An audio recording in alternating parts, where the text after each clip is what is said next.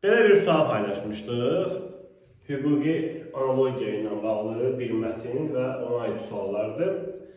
Qeyd edeyim ki, imtahanlarda tələbələrin ən çox buraxdığı o psixoloji səhv belə məqamlardadır.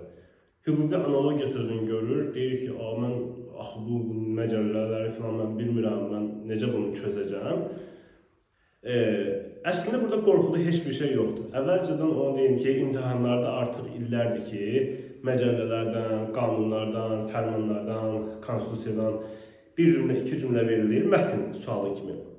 Və oradakı cümlələr də samballı olur, məna baxımından, dolğun olur. Yəni bir cümləni oxuyub qutarana qədər nə qədər fikri analiz eləmiş olursan. Bu da həmin tiplərdən biridir. Burada sadəcə analogiya sözünün mənasını xatırlamaq kifayətdir. Analogiya sözünün mənasını xatırlamasanız belə, analog sözü var, analoji sözü var. Bunlardan hər hansı birini xatırlaya bilərsiniz. Məsələn, o vaxt riyaziyyatdan yadınızdadır da, həndəsədən bir teorem ispat olunurdu. Sonra deyirdik ki, analoji yolla filan şeydə ispat eləmək olar. Yəni, oxşar yolla. Analogiya oxşarlıq deməkdir, analog da oxşar deməkdir. Məsələn, deyir ki, bu hadisənin dünyada analogu yoxdur, yəni bənzəri, oxşarı yoxdur. Mətin belədir.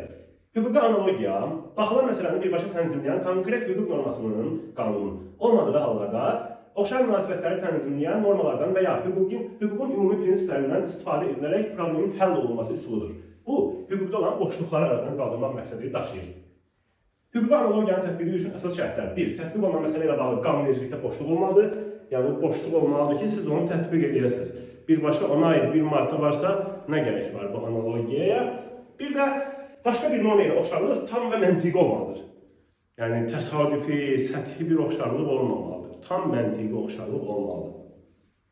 Və yanlışları istəyir. Bir müəllimə tam düzgün cavablandırmışdı sualı, amma yalnız doğruları seçmişdi. Bizə isə yanlışlar lazım idi. Bu da səhv kimi qiymətləndirilir. Yəni, siz tam doğru bilsəz belə hər şeyi, bir də o yanlış sözünə fikir verməmək də sizin planınızı apara bilər. Deməli, hüquqi analogiya yalnız qanunda boşluq olduqda tətbiq edilir. Bəli, mətndən biz bunu gördük. Bu doğru fikirdir. Oxşarlıq səthi olduqda da hüquqi analogiya tətbiq edilə bilər. Xeyr, elə mən mətni oxuyarkən onu vurguladım ki, səthi oxşarlıq olmamalıdır. Deməli, bu yanlışdır. Hüquqi analogiya problemin həlli üsullarından biridir. Bəli, bir problemi həll etmək üçün görürsən əlində bir baza yoxdur, tam eyni ona uyğun maddə yoxdur. Analoji yoldan istifadə edib problemi həll edirsən. Elə bizim özümüzün də dərslərimizdə, məsələn, dildə elə bir problemli məsələ olur ki, baxırıq ki, heç bir mənbə yoxdur buna aid.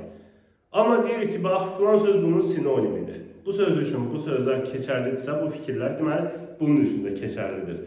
Biz özümüz belə bu analogiyadan istifadə edirik. Şimdi adını analogiya qoysaz da olar, qoymasaz da olar. Amma bu çoxumuzun həyatında yer alan bir şeydir. Adi məişətdə də bundan bəlkə də siz istifadə edirsiniz. Sonra, hüquqi analogiya qanunvericilikdəki boşluqları oxşar normalar və prinsiplər vasitəsilə aradan qaldırma imkan verir 100%. Hüquqi analogiya yalnız nəzəri anlayışdır. Xeyr, yalnız nəzəri anlayış deyil.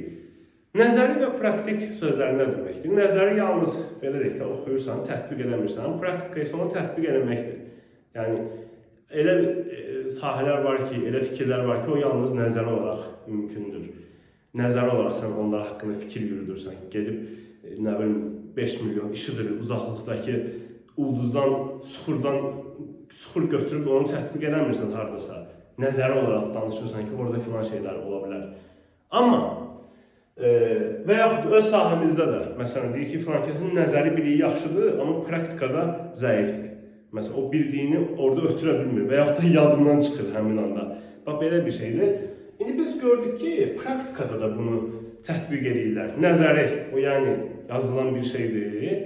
Praktikada da kimsə bir əməl törədir, görürlər ki, tam ona uyğun bir maddə yoxdur, götürürlər ona oxşar maddə ilə buna bir nəsə ittiham edirlər, belə deyək. Ona görə də yalnız nəzəri söhbəti burada yanlış olur. Bizdən istəyirdim, deməli, yanlış cavabları. Düzgün cavab olacaq B, E.